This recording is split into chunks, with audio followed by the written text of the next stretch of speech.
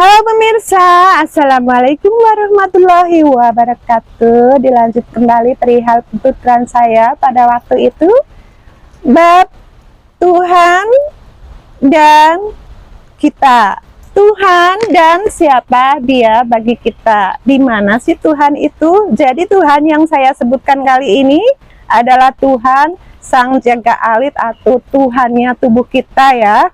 Jadi supaya saya tidak menyesatkan, saya akan mengungkapkan yang simple atau yang sederhana saja, cara pemikiran orang ya. Cara pemikiran yang paling sederhana, bukan cara pemikiran kiai atau ustadz atau pastor atau pendeta atau biksu segala macam ya. Ini penuturan saya ya, tidak membawa nama besar mereka.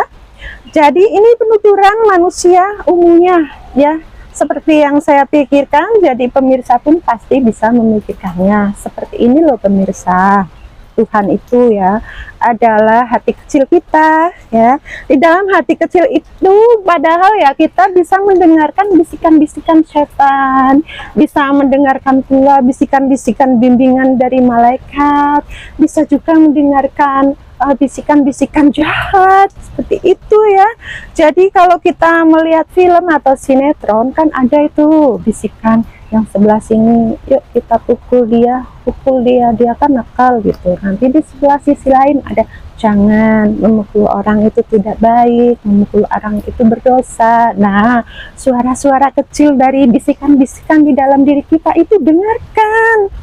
Nah, kalau pemirsa itu orang yang baik atau orang yang mengerti Tuhan ya, walaupun dikata Tuhan itu tidak ada wujudnya, maka sebaiknya dengarkan dia yang baik, jangan dengarkan yang tidak baik. Seumpama kita diomongin orang ya, dikata-katain orang, si itu Ratu Ayu itu kok begini gitu ya, dikata-katain. Nah, katakan pada diri kita, jangan sedih dengan apa yang dikatakan mereka, biarkan sajalah gitu ya, adanya seperti ini, biarkan saja.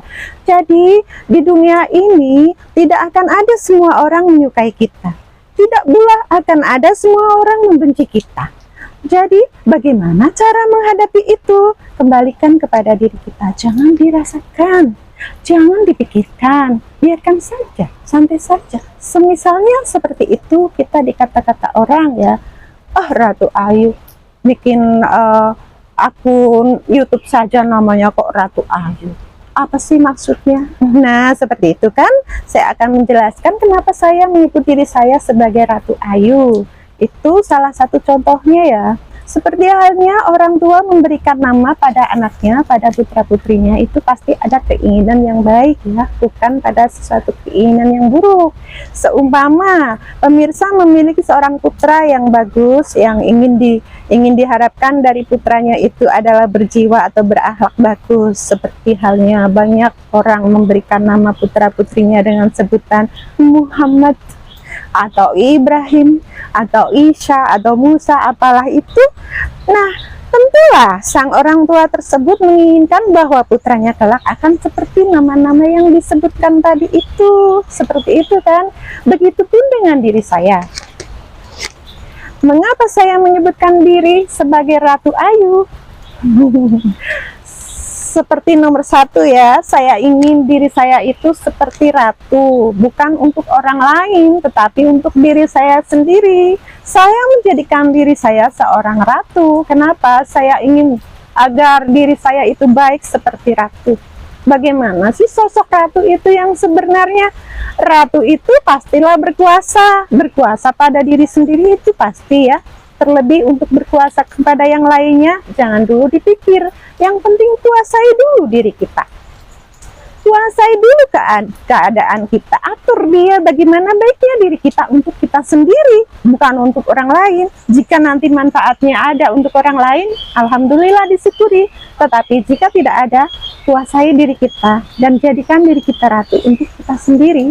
Seperti misalnya, kita harus bisa berakhlak budi, kita harus bisa berpikir dengan baik dan benar, kita harus berperilaku yang baik dan benar, kita harus berjiwa mulia. Seperti itulah contoh-contoh kecilnya ya. Jadi banyaklah, tidak usah disebutkan satu persatu, pemirsa juga pasti paham. Dan lagi sosok ratu itu kan agung ya, mulia. Jadi agar saya tidak lupa diri ya, bahwa saya itu bernama ratu, agar saya bisa membimbing diri saya sendiri agar tingkah laku saya itu haruslah seperti ratu, bukan seperti setan, bukan seperti penjahat, bukan seperti yang lainnya ya. Yang jelas yang bukan ratu itu bukan saya. Jadi saya hanya ingin diri saya adalah ratu untuk diri saya sendiri. Bagaimana saya harus bersikap, bagaimana saya harus berpikir, harus bertutur kata, harus bersilaturahmi kepada sesama manusia. Itu nomor satu ya pemirsa. Jadi sebenarnya ya, nama ratu yang saya gunakan itu saya nomor satunya yaitu ya, karena saya seperti itu tadi ya. Jadi untuk yang lain-lain halnya itu urusan belakangan lah, daripada saya bingung mencari nama yang seperti misalkan nama-nama lain yang apa, tapi saya tidak bisa seperti itu gitu ya. Ya pokoknya seperti itu gitu. Nah, untuk masalah ketuhanan atau bagaimana siapa dia tentang menguasai diri kita, seperti halnya yang sudah saya tuturkan tadi, seperti halnya yang sudah saya katakan tadi ya, bahwa wujud Tuhan kecil di dalam diri kita atau jagat alit ya. Jadi tubuh kita itu sudah sebuah dunia ya. Jadi dunia itu bukan dunia yang luas, itu kan hanya perumpamaan saja. Jadi dunia kecil yang ada di dalam diri kita, tubuh kita itu seperti halnya rambut, dari ujung kepala sampai ujung kaki itu udah suatu jagat ya, suatu dunia ya. Karena di dalam tubuh kita ada, di dalam perut kita itu adalah samudra ya, kawah ya. Jadi samudra yang ada di dunia nyata itu istilahnya di dalam jiwa kita, di dalam diri kita itulah adalah perut ya, kawah. Di situ ada banyak macam, segala macam ada ya. Terus di dalam sini ada banyak segala macam, di sini ya letaknya juga ada nyawa kita, karena jantung, paru-paru dan segala macam yang berkaitan adanya kan di sini. Dan pusar itu berada tepat di sini ya, dan jadi salurannya itu ke dalam kawah atau ke samudranya itu. Lalu dengan pikiran kita, dengan otak kita yang ada di sini ya, dengan penglihatan kita dan segala macam, itu semuanya dikuasai oleh Tuhan yang Maha Kuasa. Nah, maka Tuhan itu ada di hati, atau roh itu adalah hati, karena apabila kita tidak bernyawa lagi, kita sudah meninggal, sudah mati, jasad kita beku, tidak berkarat, itu sudah tidak ada Tuhan.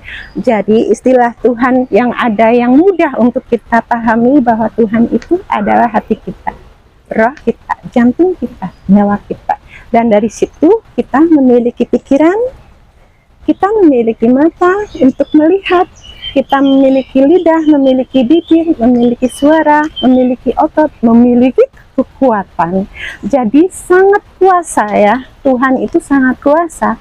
Jadi dia itu, Tuhan itu ya, si jantung, si roh, si nyawa itu. Seperti itu pengertiannya ya pemirsa.